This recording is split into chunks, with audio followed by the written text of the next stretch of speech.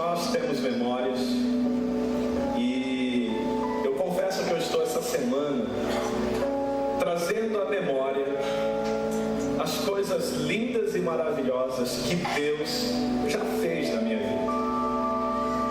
E o que eu percebi nessa semana? Que quanto mais eu visitava essas memórias do favor de Deus, do cuidado de Deus, da provisão de Deus, mais grato o meu coração ficava, e mais celebração acontecia dentro de mim. E à medida que eu ia trazendo à memória coisas tão importantes, eu percebi que dentre as memórias de muitas coisas boas, eu também tenho memórias de muitos desafios. E sabe o que me alegrou?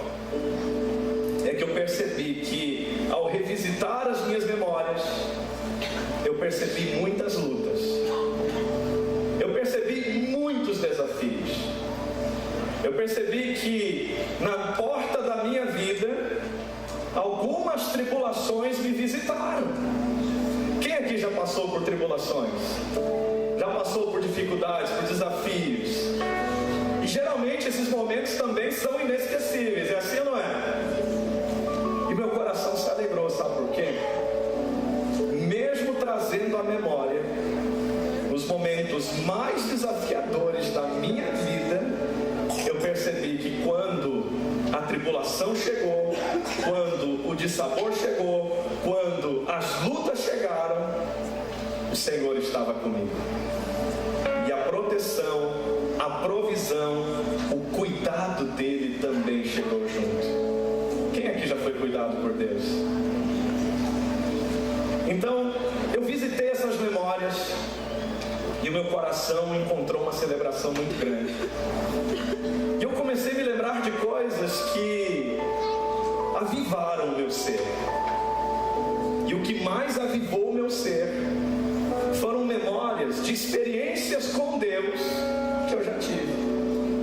Quem aqui já viveu algo com Deus? Você se lembra dessa experiência com Deus? Por exemplo, quem aqui se lembra do dia que você entregou a sua vida a Jesus? Como foi esse dia para você? Foi especial? Foi bênção? Quem aqui entregou a vida para Jesus numa segunda? Numa terça? Numa quarta? Numa quinta? Numa sexta? Em um sábado? Em um domingo? Vocês são domingueiros, hein?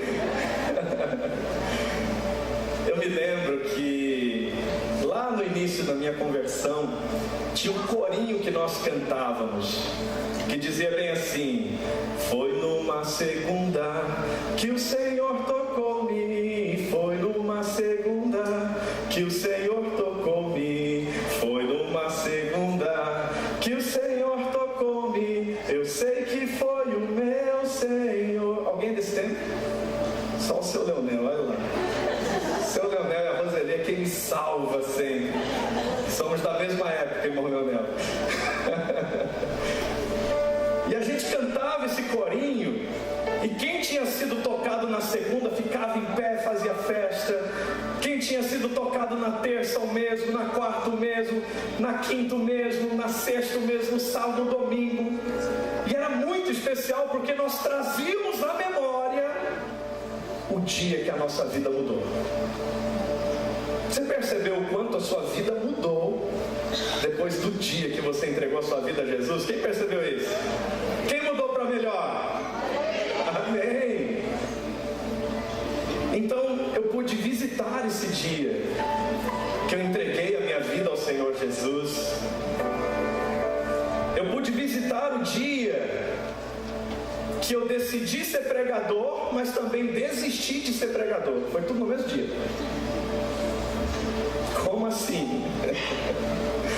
Fui convidado para pregar pela primeira vez. E aí eu falei, é o meu chamado. E gente, foi o dia da minha maior vergonha.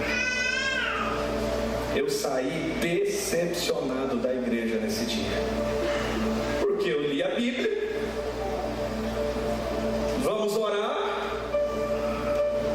tinha me falado para eu não me preocupar, porque na hora o Espírito Santo ia me falar tudo que eu ia falar para a igreja.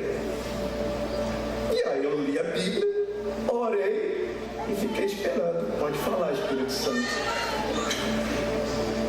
E eu não escutava nada. E aí, quanto mais desesperado eu ficava, menos eu ouvia. Aí eu falei, irmãos, vamos fazer mais uma oração? Estou sentindo que a gente precisa orar mais.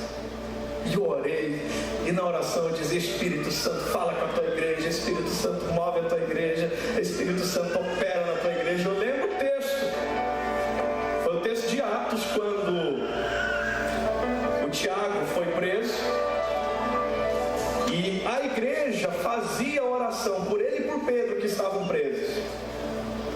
Tiago e Pedro foram presos e a igreja continuava orando por eles. E eles foram. Na verdade, o Tiago acabou morrendo, mas Pedro foi liberto. Mas eu sei que eu não preguei nada nesse dia. Eu falei, irmãos, vamos fazer mais uma oração, porque a palavra é essa. E já encerrou.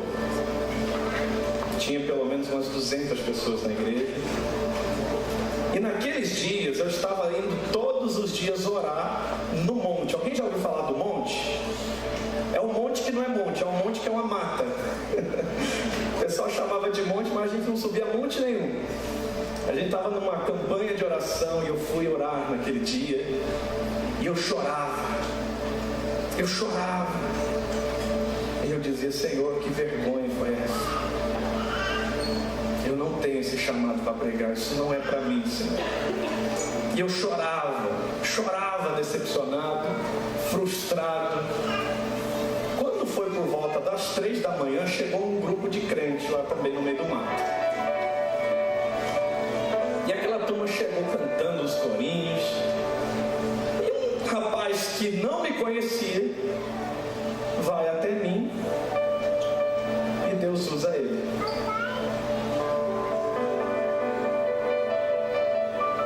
Filho, estou eu hoje te dando o dom da palavra. Estou eu hoje te levantando um pregador do meu evangelho. Quando eu escutei aquilo, eu falei, se esse cara tivesse me visto pregar hoje, esse cara tá no carne.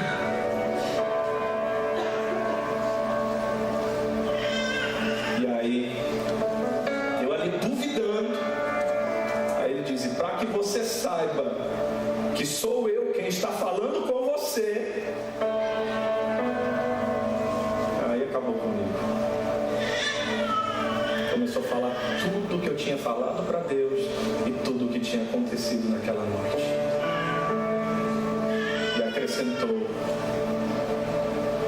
você nunca esquecerá que tudo é para minha glória.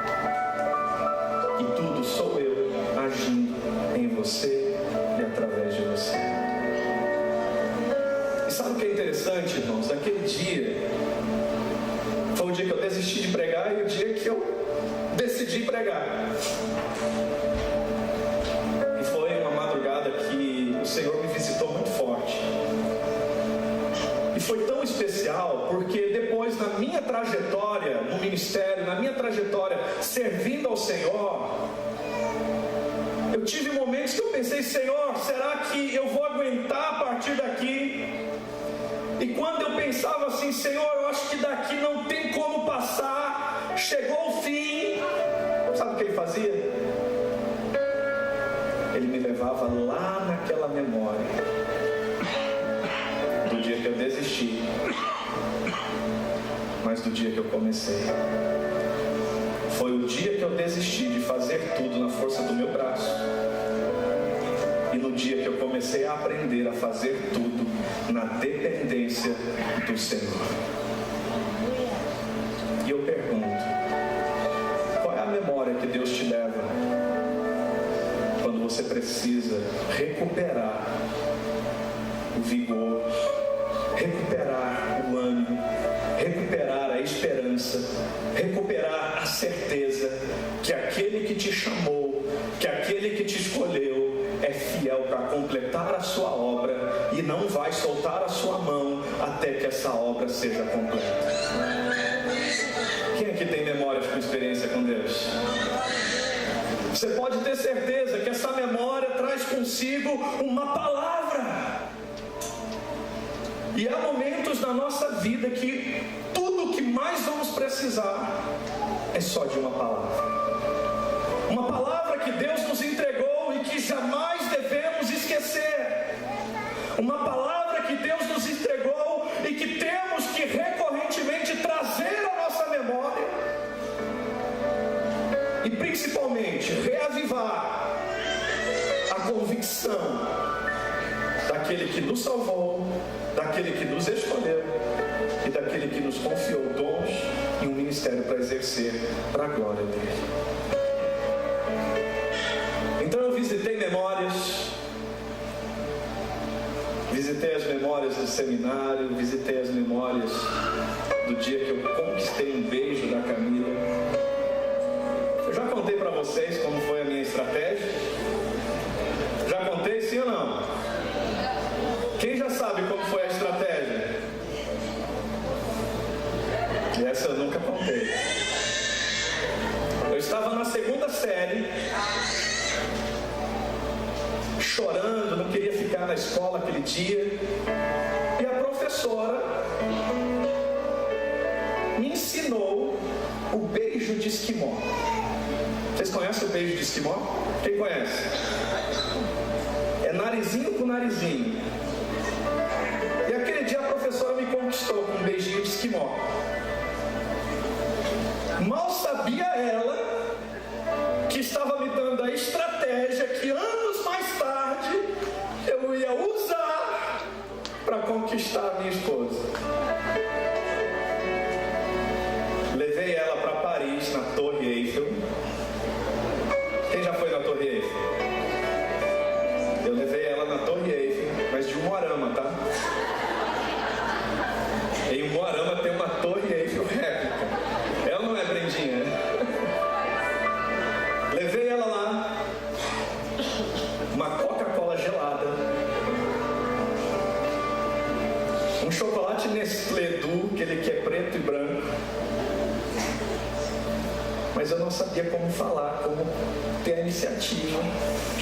Enfim, já tinha demonstrado, né? Ela também demonstrou, mas eu não tinha coragem. Aí eu falei: você conhece o beijo de esquimó? Não. Ah, vou te contar uma história que aconteceu comigo, com a minha professora. Contei a história. Aí eu falei: você quer saber como que é? Irmãos, não deu tempo de ensinar o beijo de esquimó. Daí ela avançou em mim, entendeu? Não foi assim? Mas deu certo. E o que é interessante, gente? Eu tenho memórias que quando eu olho para elas hoje, me traz a plena convicção da perfeição de Deus em tudo na minha vida. E você pode saber que também na sua vida você sempre vai perceber o cuidado, o zelo, o carinho de Deus com você, na sua trajetória de vida, na sua história de vida. E pensando então sobre memórias, o texto de hoje nos diz que há memórias que nós devemos visitar para jamais esquecer. E na Bíblia Sagrada, Deus sempre fez questão de marcar algumas coisas com memórias. Vou dar um exemplo. Quando ocorreu o dilúvio, o Senhor disse o seguinte, Gênesis capítulo 9, verso 8 ao 13. Então disse Deus a Noé e a seus filhos, que estavam com ele: vou estabelecer a minha aliança com vocês e com os seus futuros descendentes, e com todo ser vivo que está com vocês, as aves, os rebanhos domésticos e os animais selvagens, todos os que saíram da arca com vocês e todos os seres vivos da terra. Estabeleço uma aliança com vocês. Nunca mais será ceifada nenhuma forma de vida pelas águas de um dilúvio. Nunca mais haverá dilúvio para destruir a terra. E Deus prosseguiu: este é o sinal da aliança que estou fazendo entre mim e vocês e com todos os seres vivos que estão com vocês, para todas as gerações futuras. Repita isso: para todas as gerações futuras. O meu arco que coloquei nas nuvens será o sinal da minha aliança com a terra. Quem aqui já viu o arco-íris? O Senhor diz que todas as vezes que você olhar para esse arco, você deve trazer à memória a aliança que Ele fez com todos nós. Fez com Noé, fez com todos os seres vivos daqueles dias, mas também com todas as gerações futuras, de que o dilúvio jamais se repetiria. Deus marcou algo e fez algo para que todas as vezes que alguém olhasse, trouxesse a memória da sua aliança com o seu povo. Repita isso: meu Deus institui memórias para me lembrar da sua aliança. Há uma aliança de Deus e Ele tem meios de nos fazer lembrar dessa aliança. É interessante que quando acontece a libertação de Israel, do povo de Israel do Egito, o Senhor também institui a Páscoa. E ao instituir a Páscoa, Ele estava garantindo que este povo e as gerações futuras jamais se esquecessem de onde saíram e quem os libertou para viver algo extraordinário numa terra prometida. Olha que interessante, Êxodo capítulo 12, o verso 25 e 26. Quando entrarem na terra que o Senhor prometeu lhes dar, celebrem essa cerimônia. Quando seus filhos lhe perguntarem o que significa essa cerimônia, respondam-lhes: é o sacrifício da Páscoa ao Senhor, que passou sobre a casa dos israelitas no Egito e poupou nossas casas quando matou os egípcios. Então o povo curvou-se em adoração. Então veja bem, é o cuidado de Deus para que determinados memoriais jamais sejam esquecidos. Aqui Ele traz a celebração da Páscoa como um instrumento para manter viva na memória do povo a redenção, para manter viva na memória do povo a história de libertação. E eu pergunto, quando Jesus diz assim: você vai comer do pão e você vai beber do cálice, e Ele acrescenta: você vai fazer isso todas as vezes em memória de mim. O que o Senhor estava querendo garantir? Ele queria garantir que eu e você jamais nos esquecêssemos do que Ele fez na cruz e do quanto Ele nos amou através do sacrifício na cruz do Calvário, onde o corpo dele foi ferido, onde o sangue dele foi vertido, e simples e puramente para demonstrar a maior prova de amor que o mundo já pôde testemunhar.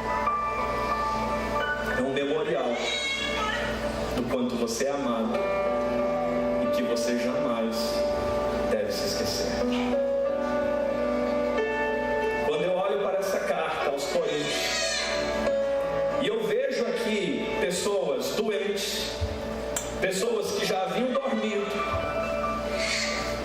razão está clara. Quando a gente analisa o contexto dessa carta, o apóstolo Paulo está corrigindo uma distorção que eles estavam praticando com a ceia do Senhor. O propósito da ceia, o objetivo da ceia havia perdido a sua essência. Então, quando eles se reuniam para comer, não era mais em memória de Cristo. Quando eles se reuniam para comer, era para os seus próprios prazeres e deleites da mesa.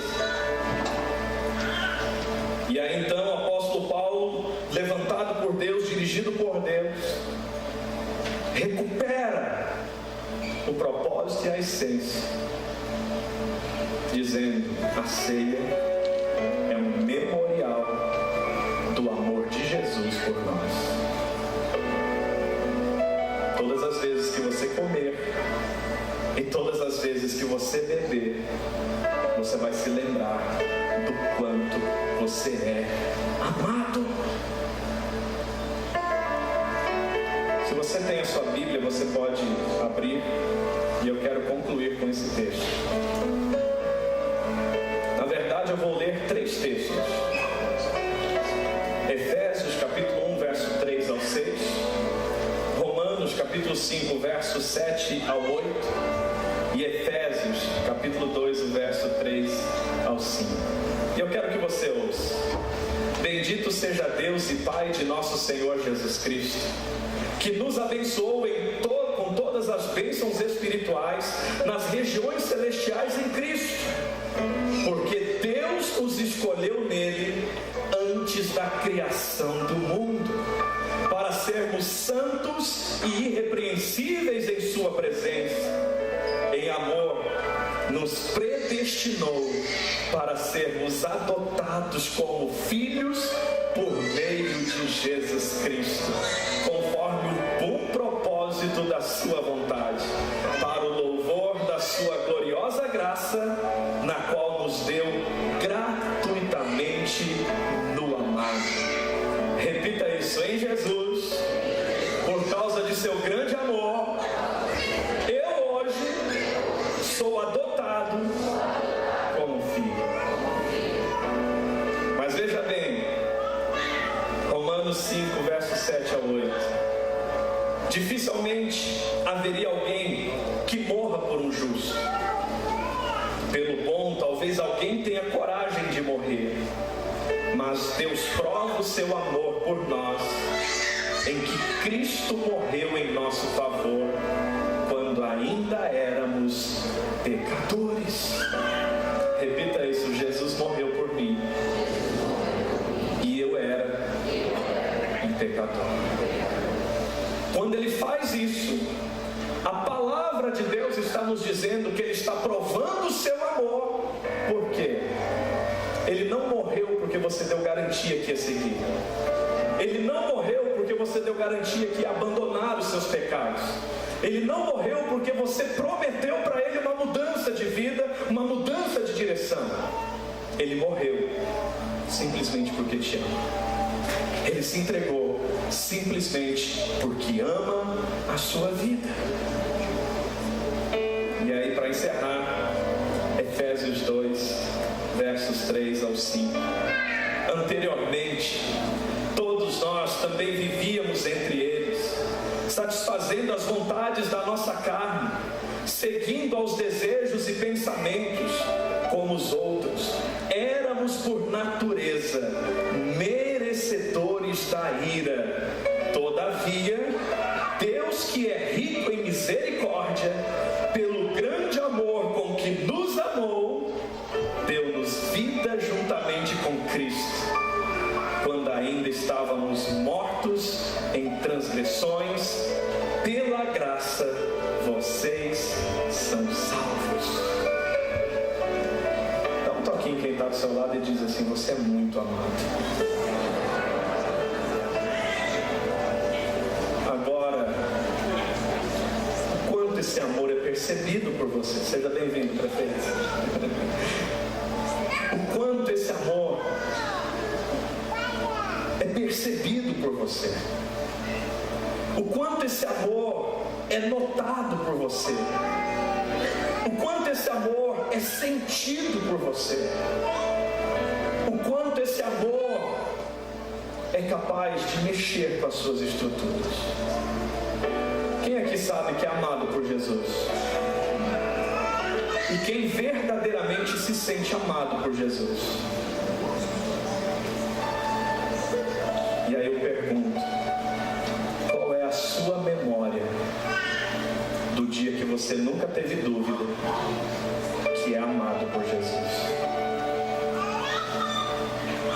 Qual é o dia que você jamais deve esquecer que Ele te amou? Que Ele revelou a grandiosidade do amor dEle na sua vida. Há pessoas que talvez foi num leito de enfermidade. Há pessoas que talvez foi depois de um acidente ou num acidente de trânsito. Há pessoas talvez que foram no momento que tomou consciência de um diagnóstico que balançou as suas estruturas. Mas talvez aqueles que foi em casa ouvindo um louvor, foi na célula no momento de um compartilhamento, ou foi no culto onde a mensagem encontrou lugar no teu coração e você sentiu algo que você não sabia explicar, mas que você sabia que era Deus, que era Jesus cuidando de você. Então nós estamos aqui hoje no 11º aniversário da nossa igreja, e eu pergunto, qual é a memória que Jesus quer reavivar dentro de você, na sua história com a sua igreja, na sua vida com a sua célula, no seu servir ao Senhor, mas principalmente, qual é a memória que Ele quer nos levar hoje, para nos lembrar que nós somos um em Cristo, para nos lembrar que nós somos um só corpo nele, mas principalmente para encher o nosso coração de esperança, porque Ele disse: todas as vezes que você comer e beber deste pão e desse cálice, vocês o farão em memória de mim, até que eu venha, até que eu volte. Quem ainda crê na volta de Jesus? Então Ele está dizendo: até que eu volte, até que eu venha, nunca esqueça o que eu fiz por você.